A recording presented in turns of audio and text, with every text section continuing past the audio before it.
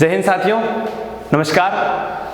वैसे तो आपको दिख रहा है होमगार्ड भर्ती परीक्षा के बारे में, तो सभी विद्यार्थियों को मैंने टेलीग्राम पर सूचित कर दिया था, लेकिन आप जब पोल किया गया तो विद्यार्थियों ने कहा कि आप लाइव आकर ही बताएं। ठीक है, तो आज इसके बारे में वर्दी तेरे तन पर सजी हो, चाहे मेरे तन पर सजी हो, चाहे वो एनसीसी की हो, चाहे वो स्काउट गाइड की हो, कोई भी बेल्ट बंद सिपाही वर्दी आखिर वर्दी होती है। तो मेरे जो कुछ साथी होमगार्ड जो विद्यार्थी के रूप में अध्ययनरत हैं, जैसे सागर देवली टोंक, जितेंद्र शर्मा जयपुर, महेंद्र जोधपुर, सुभाष मीणा सीकर, इनसे मेरी बात हुई तो मैंने सोचा कि पूरी जानकारी आपको इसके बारे में दी जाए। एक रमेश झुंझुनू से भी है, उनसे बात नहीं हो पाई। तो बात करते हैं होमगार्ड भर्ती परीक्षा, यानी अतिरिक्त महानिदेशक पुलिस जो एडीजी राजीव दासोत, होमगार्ड के एडीजी कौन है? राजीव दासोत। पहला प्रश्न अगर इसमें कोई अगर आए, वैसे तो जहां शारीरिक दक्षता की बात रहती है ज्यादातर, उसके बारे में बात करेंगे, लेकिन फिर भी कोई पूछ ले कि होमगार्ड का एडीजी कौन है गुरुजी, तो राजीव दासोत। उनके द्वारा 2500 पदों पर 2500 पद, कुल पद कितने हैं? 2500 पद हैं, इन पर भर्ती निकाली गई है। 2500 पदों पर भर्ती निकाली गई है। और इसके जो आवेदन है, आवेदन होंगे 10/6/2020 से शुरू और 9/7/2020 तक ये आवेदन प्रक्रिया जारी रहेगी।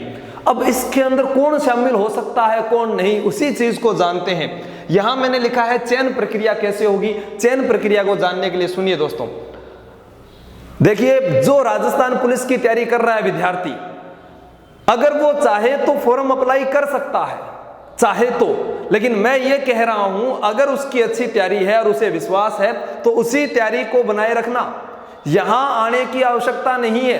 क्योंकि मैंने अभी बताया कि जो साथी होमगार्ड में लगे हुए हैं वो विद्यार्थी के तौर पर अध्ययनरत है और वो भी पुलिस में जाना चाहते हैं। उसका क्या कारण है कि एक होमगार्ड पुलिस में जाना चाहता है, वो आपको मैं बताना चाहता हूं। देखो, होमगार्ड में नौकरी करने के उनको अंक मिलते हैं उनकी सेवा में, ताकि वो पुलिस में जल्दी से उनका चयन होता है। पहले प्राथमिकता उनको दी जाती है अगर वो परीक्षा को उत्तीर्ण कर जाते हैं। तो यहां इस परीक्षा को उत्तीर्ण करने के लिए क्या आवश्यकता है? सबसे पहला जो काम है वो है मूल निवास का। आप जिस नगर निगम में, नगर परिषद में, नगर पालिका में, तहसील में, जहां पर कोई भी होमगार्ड कंपनी तैनात है या होमगार्ड की जो कंपनी तैनात का जो क्षेत्र है, वहां के अगर मूल निवासी हो तो ही थे फार्म भर सको हो, नहीं वो कोई कारण को नहीं थे फार्म भरोगा। तो मूल निवास वहां का होना चाहिए। कितने वर्ष का? कम से कम 3 वर्ष, कम से कम वो 3 वर्ष, वहां से कम 3 वर्ष। ठीक है, उसके बाद तो ये तो सर्टिफिकेट है जो लगता ही लगता है, जाति प्रमाण पत्र का। शैक्षणिक योग्यता आपकी क्या होनी चाहिए? शैक्षणिक योग्यता आपकी न्यूनतम 8वीं पास होनी चाहिए, बिंग बाद में चाहे 10वीं 12वीं बीए एमए बीएड कर सको हो। क्योंकि बेरोजगारी से अच्छा है। वेतन कितना मिलता है मैंने यहाँ लिखा है, वेतन बहुत बढ़िया मिल रहा है। अभी वर्तमान में 693 रुपए मिल रहे हैं, कम नहीं है 693 रुपए। किसी को लगता होगा नहीं होमगार्ड की कोई नौकरी है कि तो कपड़ा की दुकान पर काम करना हूं तो बढ़िया नौकरी है। ठीक है, इज्जत की नौकरी है, 693 रुपए बेरोजगारों के लिए अच्छा अवसर है। और इसमें जो चतुर्थ श्रेणी कर्मचारी होता है, चतुर्थ श्रेणी कर्मचारी, उसको मिलता है 590 रुपए, 590 रुपए मिलते हैं उसमें। और इस भर्ती के अंदर एक आरक्षण जो रहेगा वो 30% महिलाओं का रहेगा और उसके बाद में 12.5% भूतपूर्व सैनिकों के लिए है। तो यहां इसकी बात होगी चयन प्रक्रिया की। और इसमें और बताता हूं मैं आपको, आरक्षण कितना रहेगा भाई? 30% महिलाओं के लिए है। 30% यानी कुल जो पद है उनका 30% किनको मिलेगा? महिलाओं को मिलेगा, महिलाओं को। और उसके बाद में 12.5% ये किनको है? भूतपूर्व सैनिक जो है, भूतपूर्व सैनिक जिन्होंने नौकरी की है आर्मी वगैरह में, भूतपूर्व सैनिक, उनको 12.5%। शैक्षणिक योग्यता प्रमाण पत्र न्यूनतम 8वीं पास। और इसमें जो आयु का जो मापदंड है कि आयु कौन सा व्यक्ति फॉर्म अप्लाई कर सकता है, जिसकी उम्र 18 वर्ष हो चुकी है और 35 वर्ष से कम है। 18 वर्ष से उसकी आयु कम नहीं होनी चाहिए, 18 से ज्यादा हो और 35 से ज्यादा नहीं होनी चाहिए। 18 से 35 वर्ष तक की आयु वाला ही आवेदन कर सकता है। और उसके लिए मैं बता चुका हूं आप लोगों को कि जो किस प्रकार से मतलब कि नगर निगम, नगर परिषद, नगर पालिका, तहसील, उसके बारे में जानकारी मैं आप लोगों को दे चुका हूं। विशेष योग्यता प्रमाण पत्र इनके नंबर मिलते हैं। शारीरिक दक्षता के नंबर के अलावा किनके मिलते हैं? इनके नंबर भी इनको प्राप्त होते हैं। यहां पर वो आपको मैं बता रहा हूं कि खेल के अंदर देखो, एक बार थोड़ा जूम करके इनको दिखा दीजिए।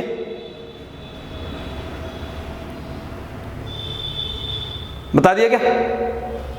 अब जैसे यहां अपने बात करें खेल के अंदर, देखो खेल, अगर कोई खिलाड़ी राष्ट्रीय स्तर का खिलाड़ी है, राष्ट्रीय स्तर का खिलाड़ी है और कोई राज्य स्तर को खिलाड़ी है, राज्य स्तर का खिलाड़ी है, इसको अंक मिलेंगे 4 अंक और इसको कितने मिलेंगे? 2 अंक।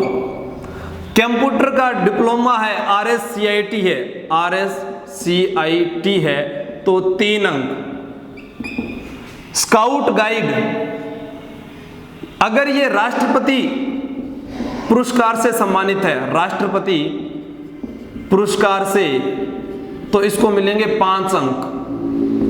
अगर ये राज्य पुरस्कार से सम्मानित है, राज्य पुरस्कार से सम्मानित है तो इसको मिलेंगे 3 अंक। और अगर ये अन्य कोई तृतीय सोपान पुरस्कार है, तृतीय सोपान पुरस्कार या उत्तीर्ण जिसे बोलेंगे, उसमें है तो इसको मिलेंगे 3 अंक। एनसीसी के अंदर आप जानते हैं, सभी अच्छी भली भांति जानते हैं कि एक A, B और C 3 प्रकार के इसमें सर्टिफिकेट होते हैं। तो 4 अंक, 6 अंक और उसको मिलते हैं 8 अंक। इस प्रकार से उसको मिलेंगे। ड्राइविंग लाइसेंस, अगर आपके पास भारी वाहन का या हल्के वाहन का ड्राइविंग लाइसेंस है तो ड्राइविंग लाइसेंस में क्या मिलता है? अगर भारी वाहन यानी हेवी लाइसेंस है तो मिलेंगे 3 अंक, और हल्के वाहन का है तो हल्के वाहन का है तो मिलेंगे यहां पर 2 अंक। अब कुछ ऐसा भी सवाल करेंगे, क्या सर राजस्थान पुलिस में भी मिलते हैं क्या इनके एनसीसी के स्काउट गाइड के? राजस्थान पुलिस में एनसीसी और भूतपूर्व सैनिक, ठीक है, ड्राइविंग लाइसेंस उन्हीं का मिलता है। यहाँ ITI इसका भी मिलता है। ITI किसी भी ट्रेड से की हो, किसी भी ट्रेड से की हो, उसको 3 अंक मिलेंगे। कितने अंक मिलेंगे? 3 अंक मिलेंगे। अब बात रहती है शारीरिक दक्षता परीक्षा कैसी होती है महिलाओं के लिए और पुरुषों के लिए। आप इसको थोड़ा सा और इनको जूम करके थोड़ा दिखा दीजिए सर। पुरुषों के लिए और महिलाओं के लिए क्या मापदंड रहता है कि पुरुषों को कितने नंबर, महिलाओं को क्या हाइट रहेगी और पुरुषों की क्या हाइट रहेगी, कितना वजन होना जरूरी है, वो सारी अपने बात करते हैं यहां पर। इसको नोट कर लीजिए सारे के सारे।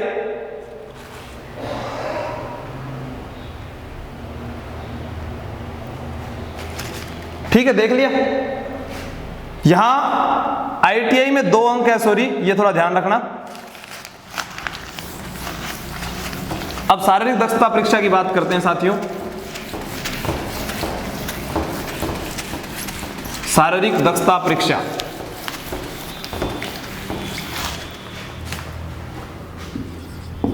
शारीरिक दक्षता परीक्षा, पुरुषों की 1 किलोमीटर की दौड़ होती है, महिलाओं की 800 मीटर की दौड़ होती है। पुरुष जो होगा उसकी ऊंचाई 168 सेंटीमीटर ऊंचाई होनी चाहिए उसकी। सीना 81 से 86 यानी 5 सेंटीमीटर का फुलाव अनिवार्य है। ये राजस्थान पुलिस में भी है, 5 सेंटीमीटर का फुलाव अनिवार्य है। एक विद्यार्थी ने कहा गुरुजी थे किया लाग गया। ये तो क्या है कि थोड़ा सा पढ़ाने और पढ़ने के चक्कर में, लेकिन अगर आप जिस दिन चयन हुआ था उस समय फिट बॉडी थे 76। वाक्य आपको बता देता हूं, जब हम ट्रेनिंग में जाते हैं तो वहां पर एक ही चीज कही जाती है कि इनकी जो हेल्थ है वो चर्बी जितनी भी लगी होती है उस चर्बी को सारी को हटा दो ट्रेनिंग में, इसीलिए वो ट्रेनिंग कराई जाती है। तो कई यहाँ अपना आप में फुलेडा समझ रहे हैं, ठीक है, तो वो ध्यान रखियो, फुलेडा में कोई मतलब को नहीं होगा। आपको फिट होना जरूरी है कि आपकी जो बॉडी है वो कितने मूवमेंट कर लेती है, क्योंकि जब ऑप्टिकल्स होते हैं, जब दौड़ होती है, उसके अंदर आप कितने योग्य हैं। ठीक है ना। तो 81 से 86 होना चाहिए सीना, 5 सेंटीमीटर का फुलाव अनिवार्य है। और उसके अलावा जो दौड़ है वो होगी 1 किलोमीटर की। कितने किलोमीटर की? 1 किलोमीटर की। इसमें भी अंक निर्धारित किए गए हैं, जैसे 3 मिनट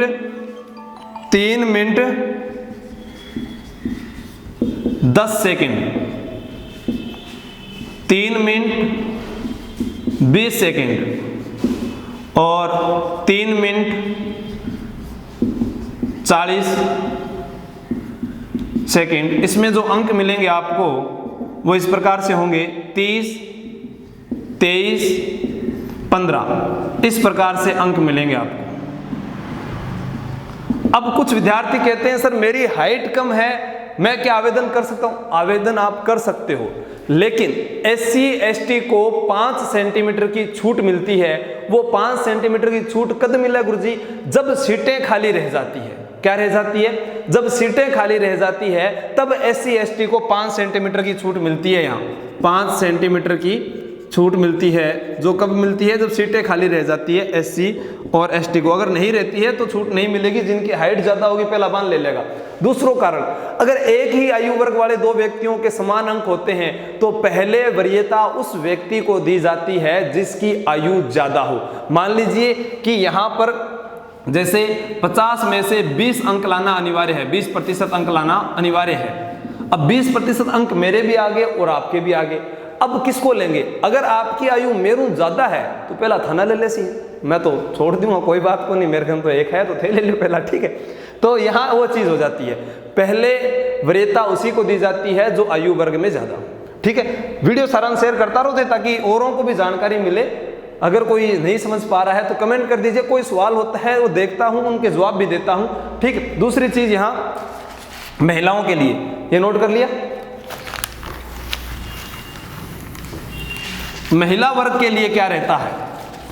देखो, महिलाओं के लिए यहां पर ऊंचाई है जो होगी महिला वर्ग के लिए 152 सेंटीमीटर, और उनमें वजन जो होगा वो होना चाहिए 47.5 सेंटीमीटर। ठीक है, सॉरी सेंटीमीटर बोल दिया यहां पर, यहां होगा किलोग्राम। ठीक है, 47.5 किलोग्राम वजन होगा। तो ये ध्यान रख लेना, इतना होना अनिवार्य है। यूं ज्यादा है बा थारी मर्जी है, थारी फिटनेस है बा कि तो थे मतलब कि पिज्जा खा रहे हो, बर्गर खा रहे हो कि तो मेंटेन रखो बा, थारी जिम्मेदारी है। लेकिन 47.5 अनिवार्य है, क्योंकि जब दौड़ की बात आती है, इधर किसकी बात आती है? दौड़ की। 3 मिनट 15 सेकेंड, 3 मिनट 40 सेकेंड और 4 मिनट 30 सेकेंड।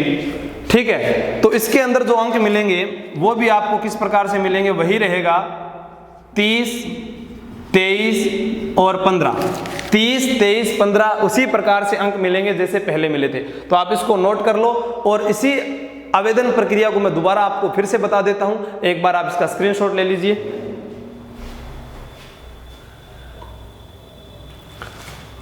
अब इसकी जो दौड़ के लिए मैंने आपको बता ही दिया, इनकी 800 मीटर की दौड़ होगी, 800 मीटर की दौड़ होगी। तो अपने को ये पता चल गया कि जो शारीरिक दक्षता परीक्षा है उसके अंदर क्या क्या होगा, कौन कौन से दस्तावेज रहते हैं। अब उसके बाद अगर आपका चयन हो जाता है तो एक आपको चिकित्सा बोर्ड से प्रमाण पत्र लेके जाना पड़ेगा। ठीक है, दूसरा आपको पुलिस वेरिफिकेशन जो कम से कम 6 महीने पहले की हो। पुलिस वेरिफिकेशन कितने की हो? 6 महीने पहले की गई हो वो पुलिस वेरिफिकेशन, वो आपको जरूरी चाहिए। फिर आपकी फोटोज होगी, फिर आपको खाकी वर्दी मिल जाएगी। ठीक है, इस वर्दी में आप होमगार्ड में चयनित हो जाओगे।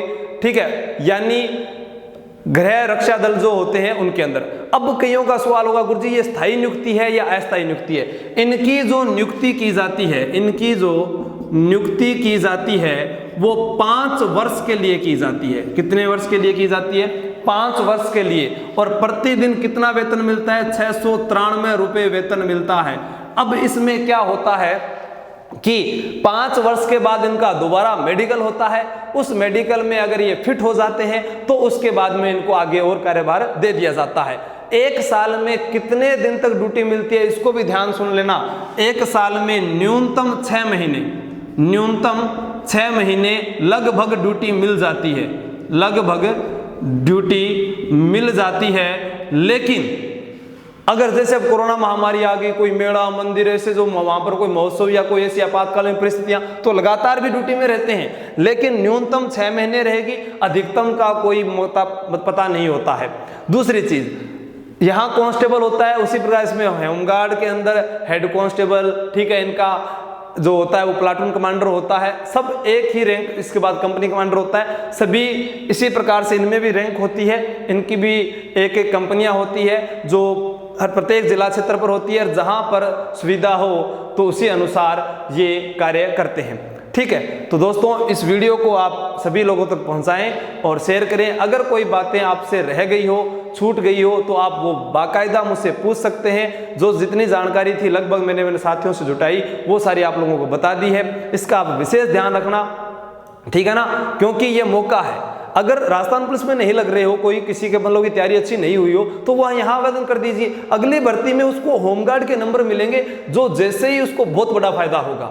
इसलिए बेरोजगारी है उससे तो अच्छा मानता हूं मैं, 700 रुपए के लगभग मिल रहे हैं, महीना का 21,000 रुपया हुआ है, घर बैठे बैठे 20,000 थे कौन कमान लाग रहा हो, ठीक है नहीं, तो कुछ किताबों का खर्चा निकलेगा, ड्यूटी करने के बाद थोड़ा मौका मिलेगा आप लोगों को। ठीक है दोस्तों, सभी को गुड विशेष, जय हिंद, जय भारत। फिर मिलते हैं नेक्स्ट वीडियो में।